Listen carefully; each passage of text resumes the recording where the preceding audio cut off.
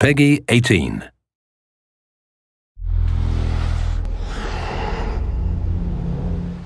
Hi, my name is Ashraf Ismail, Game Director of Assassin's Creed 4 Black Flag, and I'm very proud to be showing off the Caribbean open world.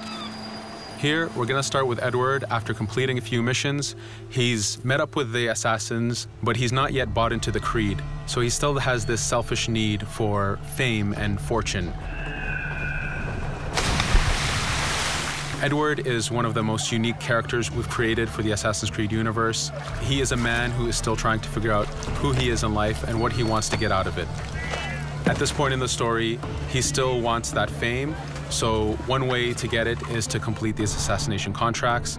This is a way to make money and to gain a bit of notoriety. So here we go. We have 2 targets to take out, 2 Templar brothers. So we're going to accept the contract, and the world map is going to show us where this contract takes place. So we see here that the contract is actually very close to us. It starts in the village we're in, but as we zoom out, we want to show you the world that we have. Many locations, over 50 locations, centered by Cuba, the Bahamas, and Florida up north. This is a massive world. There's a lot to find and do in this Caribbean Sea. But now we'll get back to the Fisherman Village and go after our targets. The Fisherman Village, it's one type of location in this world. It's really here as a convenience to the player. This is where you can start missions, where you can shop to upgrade Edward and the Jackdaw itself. It's really about the mood and the ambiance of the Caribbean Sea. In the distance, we have a tavern that we're approaching. Taverns are places where you can hire crew, play mini games, drink if you wish. But for now, we're going to focus on the targets and take them out.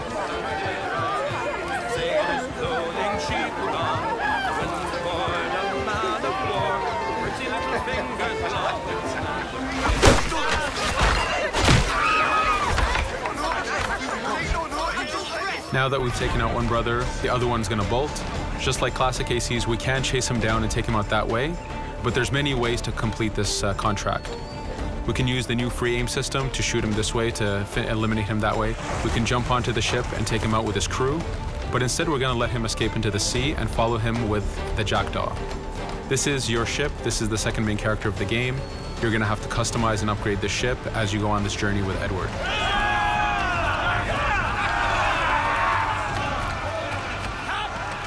We've seamlessly gone from a ground chase right into a naval chase.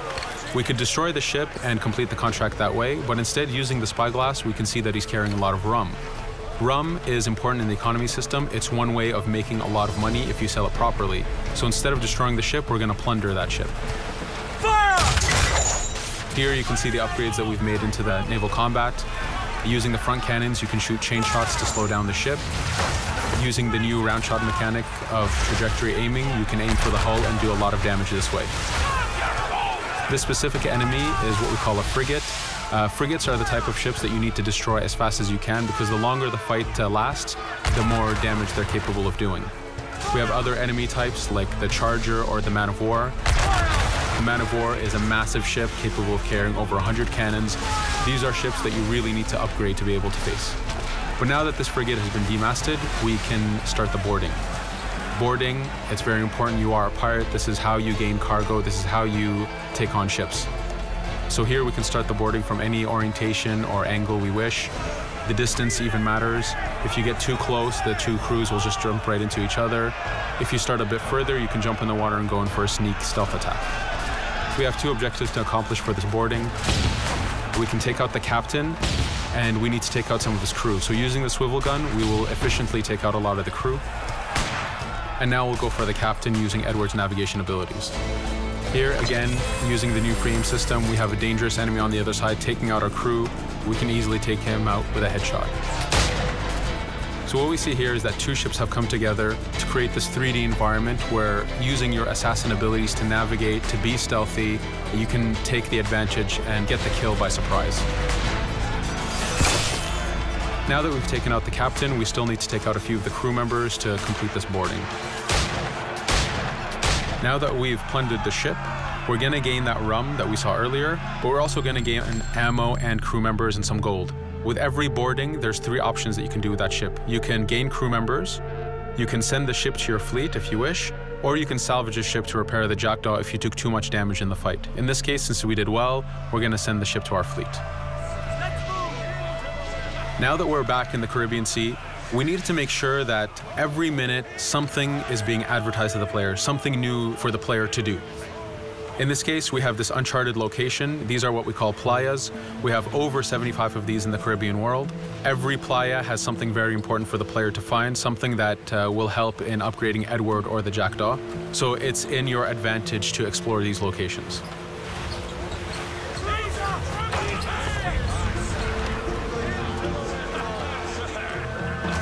Again, for us, seamlessness is very important. We needed to be able to explore this Caribbean world without having too much interruption in the action. So being able to just let go of the wheel anywhere we want, jump into the water, and swim over to that location. This is very important for the mood and the immersiveness of this Caribbean open world. Here, as we get on the playa, in the distance we can see that there's a faction battle, but closer to us we can see that there's this poor drunken sailor who's passed away. But being a pirate, of course, we're going to loot his body and see what he has for us.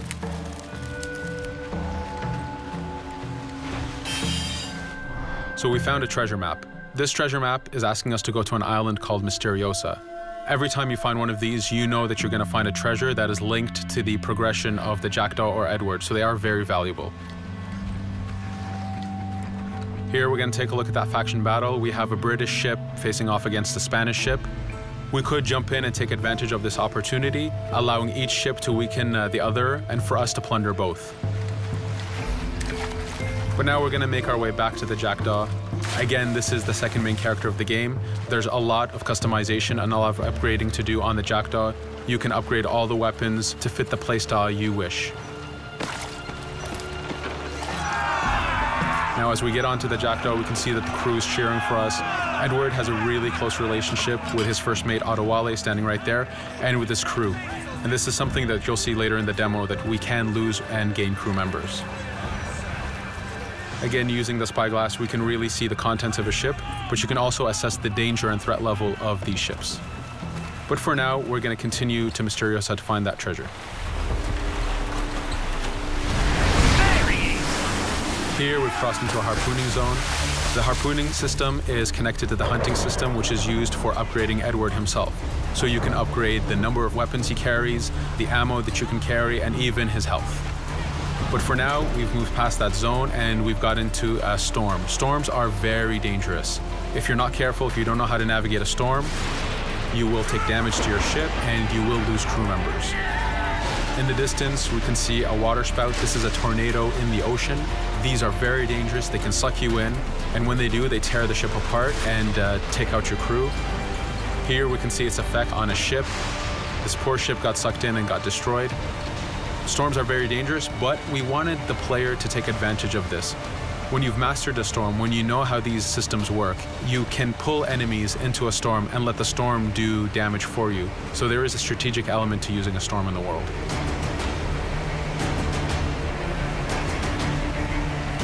Here we can see that the storm is dying down a bit, but there's still this torrential downpour. It was very important for us to get the real mood of and atmosphere of the Caribbean in the weather cycles and in the daytime cycles.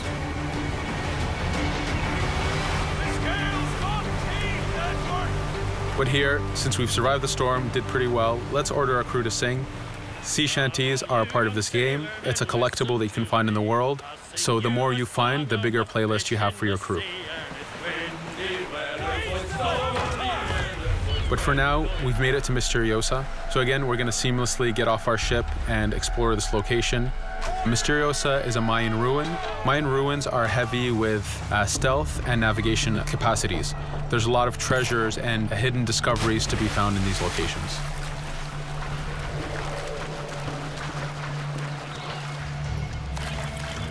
If we recall the treasure map, the treasure is hidden behind a temple. So just by quickly looking around, we can see that temple looks about right. So that's our objective. We'll head there. As we go this way, we can see there's a lot of guards on the beach. We could go in and fight them if we wish to, but to show off that this is a mini open world, we're going to try to find a different route to get to our objective. Here, we've seen a guard. We don't want to alert him, and we don't want to alert the guards on the beach, so we're going to use our stealth ability to take him out silently. No te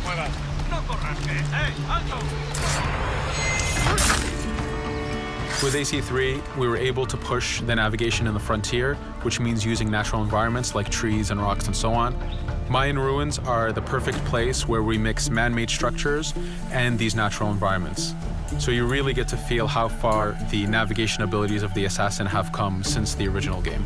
In the distance there, we can see another part of the island being blocked off by a patrol of guards. We're going to avoid it for now and go for that treasure.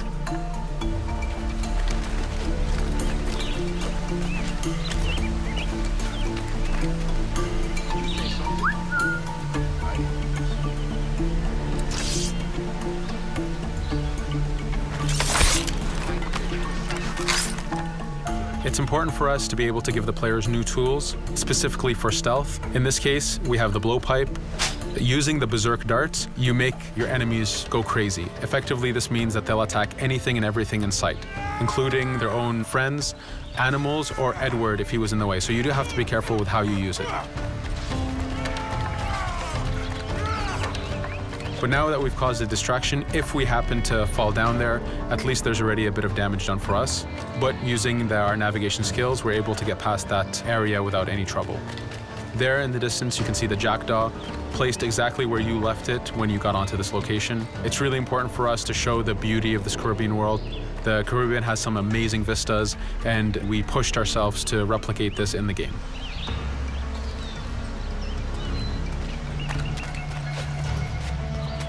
As we continue forward, we can see in the distance there's a couple prisoners that are taken hostage. This is a scenario that you need to use stealth. If you're detected by those guards, they will kill the hostages. So in this case, it's to your advantage to use the environment to figure out how you can take out those guards without being detected. In this case, it's 2 guards, so it's not too hard. There are other scenarios where you have more guards and you have to figure out how you can take all of them out at the same time. Now that we've freed these prisoners, they are more than happy to join our crew. This is just one way of gaining crew members. As mentioned earlier, there's the taverns. There's actually many different setups of gaining crew.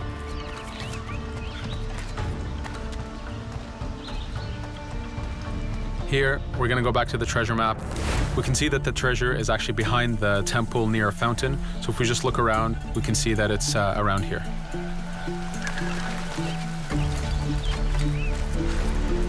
Now that we've found the treasure, what we've actually found is a blueprint.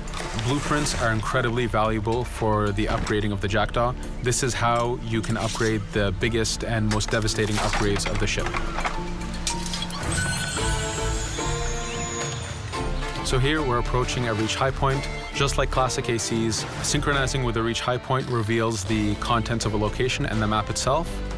But as an added feature, because this game world is so huge, there are many different locations, this also becomes a fast travel point. So now you can, by synchronizing, now you can come back here anytime you wish to collect those treasures that we passed up a bit earlier. Here we've reached the end of the demo. This was a tease of the open world that we have. We're very excited to be able to show off this game and to let you play it very soon. Thank you for joining us.